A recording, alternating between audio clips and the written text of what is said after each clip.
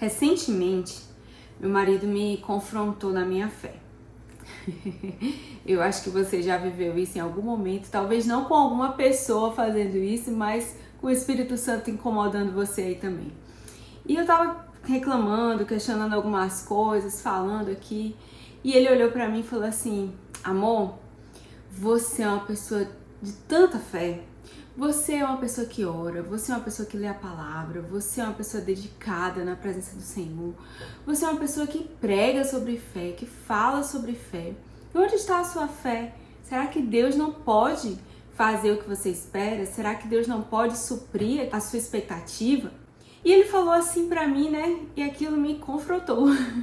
Porque a verdade é que a gente gosta de falar da fé, mas viver pela fé, como a palavra nos diz que nós devemos viver, é um desafio. Lá em Hebreus capítulo 11, esse é um capítulo muito conhecido, né, da palavra do Senhor. E ele começa falando sobre a fé.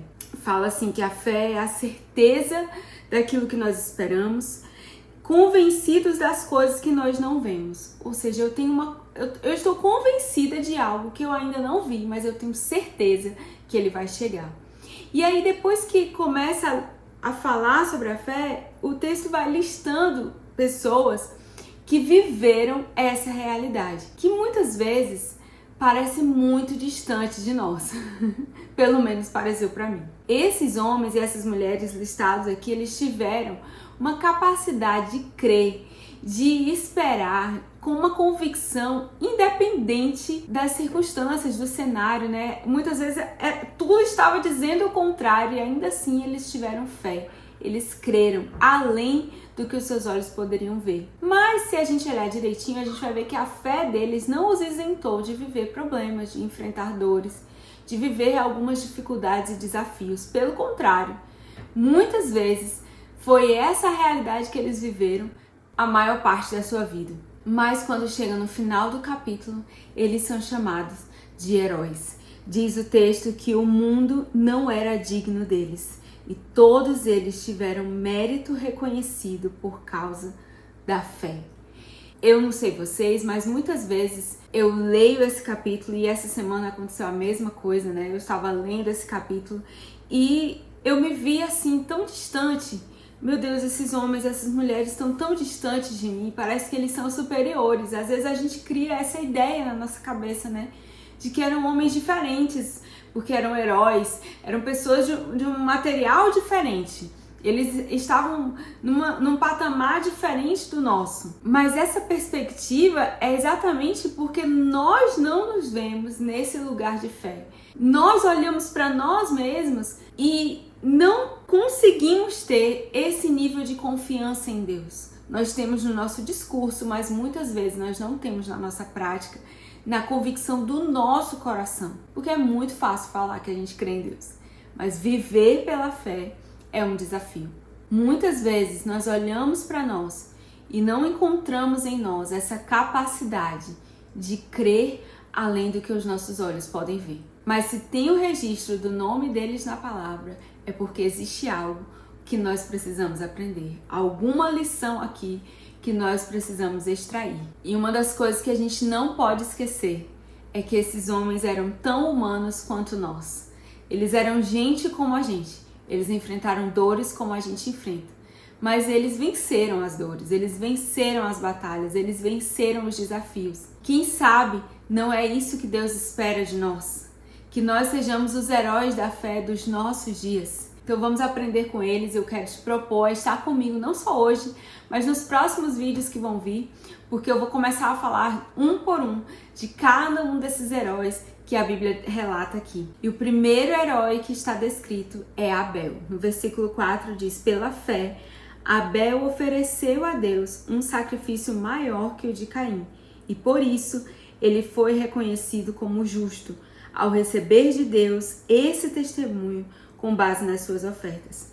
E pelo fato de ter confiado no Senhor, ainda continua a falar, mesmo estando morto.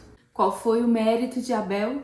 Ele entregou um sacrifício. O seu mérito está na sua decisão de entregar um sacrifício, de entregar para Deus aquilo que estava além das suas mãos. Ele sabia que ele era um pastor, mas aquilo que ele cuidava não era dele. E ele entregou ao Senhor. Mas Abel não entregou apenas uma oferta. Abel entregou a própria vida. Ele mesmo foi o sacrifício. Ele mesmo foi a oferta. E embora ele não vivesse para ver o fruto, a sua honra não foi na terra. O próprio Deus o teve como justo. O reconheceu como um homem justo. Seu nome significa sopro, fôlego, assim como é a vida do ser humano. O salmista vai dizer no Salmo 144 que o homem é como um sopro de vento. Os seus dias são como a sombra passageira. Nós não somos nada além de um sopro, mas todo o nosso fôlego vem do Senhor e deve voltar para o Senhor. Abel nos ensina que nós precisamos ser tudistas. Eu ouvi quando eu era criança essa palavra e eu achei ela tão engraçada, mas hoje eu entendo a realidade dela. Nós precisamos ser aqueles que entregam tudo, que não têm reservas, que não apenas oferecem a oferta, mas são a própria oferta, que não apenas entregam a primícia, mas se entregam completamente para Deus. Abel entregou o seu melhor, ainda que isso custasse a sua própria vida. Ele entregou tudo o que ele tinha, mesmo sem saber que isso lhe custaria a sua vida. Ele não teve receio de entregar a sua oferta, porque na verdade ele sabia que tudo aquilo não era dele.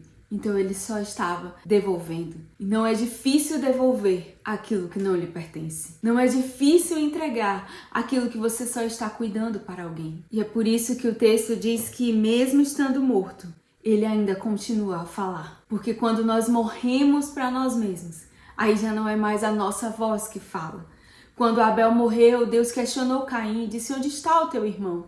A voz do sangue de Abel clama até mim. Então, não era apenas uma morte física, mas quando ele morreu para si, quando nós morremos para si, existe uma voz que clama de dentro de nós. A voz do sangue do Cordeiro que foi sacrificado em nosso lugar, a voz do sangue que se entregou por nós, ela clama junto ao Pai. O Jesus é um advogado que nós temos junto ao Pai, ele intercede por nós. Então aprendamos com Abel a ser pessoas tudistas, a ser pessoas que entregam completamente, sem reservas. O texto diz que Abel entregou a primícia, incluindo a gordura. Ele deu o primeiro e o último. Ele deu o principal, mas ele também deu aquilo que era supérfluo. Ele deu tudo que tinha importância e o que também não tinha tanta importância assim. O que era nobre e aquilo que talvez pudesse ser desprezado. Ele não selecionou as partes, ele entregou completamente. Esse é o legado de Abel, que nós possamos aprender com este herói a sermos também pessoas que entregam tudo e lembrarmos que a nossa vida é só um sopro, mas que esse sopro seja do fôlego divino, que o tempo que nós vivemos nessa terra, não importa quão passageiro ele seja ou quão breve ele seja, que ele seja para ser devolvido ao Senhor, que ele seja para ser entregue ao Senhor dos Senhores. Afinal de contas, tudo que nós temos veio dele e deve voltar para ele. O rebanho que nós cuidamos não é nosso, é dele. A vida que nós temos não é nossa, é dele. O fôlego que nós respiramos, foi ele quem soprou em nós. Então não esqueça deste legado e viva uma vida como uma oferta totalmente entregue nas mãos do Senhor. Nós vamos continuar falando sobre os outros heróis nos próximos vídeos, então eu te espero aqui. Se você gostou desse vídeo, clica no gostei para que o YouTube entenda, né? Eu detesto fazer isso, mas às vezes é necessário para que o YouTube entenda que a gente está aqui pregando a palavra e essa mensagem precisa alcançar outras pessoas. Quero te pedir que, se essa palavra ministrou no seu coração, ainda que breve, como a vida de Abel, que você coloque aí nos comentários, que eu vou ter a maior alegria de ler e saber que te alcançou e que pode alcançar alguém também. Então, se você puder, compartilhe e que Deus te abençoe. Muito obrigado e até a próxima semana.